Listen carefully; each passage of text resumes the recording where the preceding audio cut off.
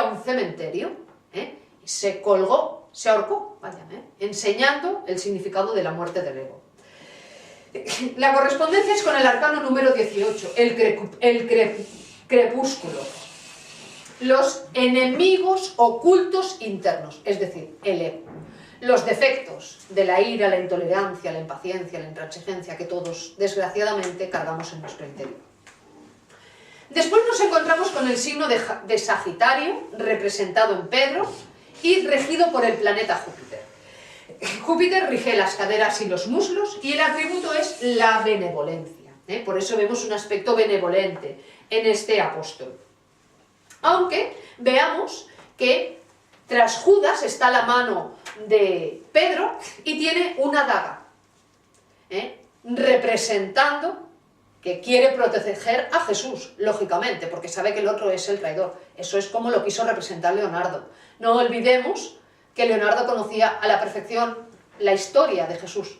Y cuando Jesús estaba en Getsemaní y iba a ser apresado por órdenes de los sacerdotes judíos que no quisieron aceptar sus enseñanzas, y hasta la fecha de hoy tampoco, cuando ordenaron que lo capturase y fueron los romanos a capturarlo, fueron acompañados de Manco, el sirviente del sumo sacerdote del Sanedrín judío. Y cuando fueron a apresar a Jesús, fue el mismo Pedro quien con una daga, que está representada en esa lámina, le cortó la oreja a Manco. Y fue entonces cuando Jesús le dijo a Pedro: Pedro, el cáliz que me ha dado de beber el Padre, ¿no lo voy a beber? Y cogió la oreja del suelo, se la puso a Manco y le quedó totalmente restablecida y sana. Y eso es lo que también quiso representar Leonardo en esta lámina. Pedro se corresponde con el arcano número 19, que es la inspiración, la pareja, el matrimonio perfecto. Esto es porque Pedro representa los misterios sexuales. Pero hay que tener en cuenta que existen tres tipos de sexualidad. La infrasexualidad, donde encontramos pederastas, masoquistas, sadomasoquistas, ¿verdad? Hay una sexualidad normal, que es la que utiliza un matrimonio y está sobre todo basada en la reproducción de la especie. Pero hay un tercer tipo de sexualidad, que en Oriente se llama Tantra Yoga y en Occidente se llama alquimia, que es utilizar la energía sexual con fines espirituales. Y eso es lo que representa Pedro. Por eso Jesús en Cesarea de Filipo le dice a Pedro: Pedro, tú eres piedra y sobre ti edificaré mi iglesia. Es así porque todo lo que viene al mundo, todo lo que viene a la vida, mejor dicho, es a través del sexo. El sexo es el origen de hombres, bestias y dioses. Bien. Después nos encontramos con el signo de Capricornio, representado en el apóstol Andrés, regido por el planeta Saturno, que rige los pies y las rodillas, y los atributos son sobre todo la capacidad de sacrificio. Aquí vemos a Andrés como el más anciano de los apóstoles. Esto es porque al estar representado por Saturno se refiere al anciano del tiempo, al dios Cronos, que se tragaba a sus hijos, representaban luego la mitología pues romana.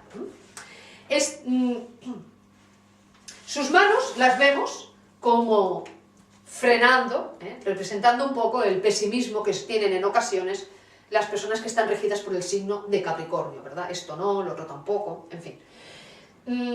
La correspondencia es con el arcano número 20, que es la resurrección, es decir, con la muerte del ego, con la muerte de nuestra soberbia, de nuestro orgullo, de nuestra pereza.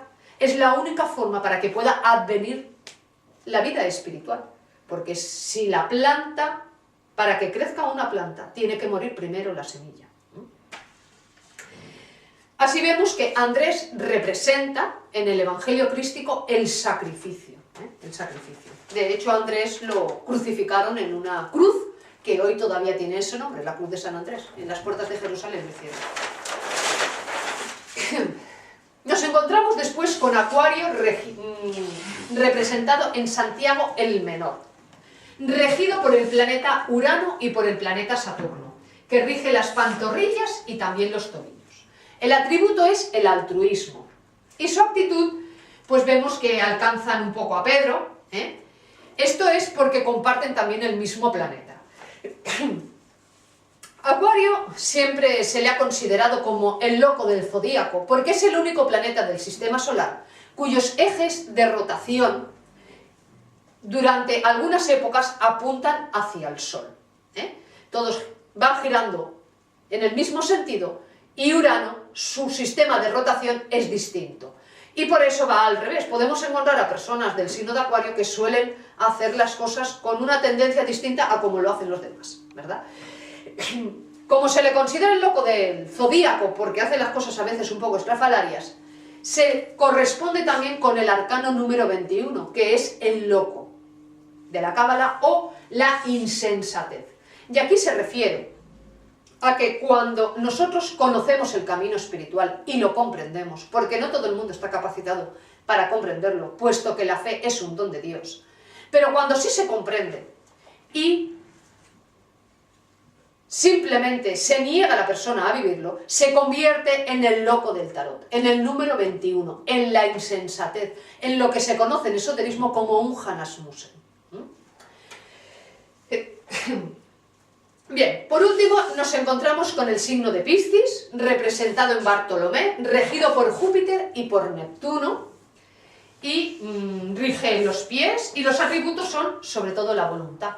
Normalmente las personas del signo de Piscis suelen ser personas bastante voluntariosas. Vemos que a este apóstol, a Bartolomé, es el único al que el mantel que cubre la mesa donde se desarrolló la última cena que pintó Leonardo, es al único que la sombra del mantel no le cubre los pies. También vemos que los pies están superpuestos así, cruzados, y verdaderamente parecen dos peces, simbolizando al signo de Piscis.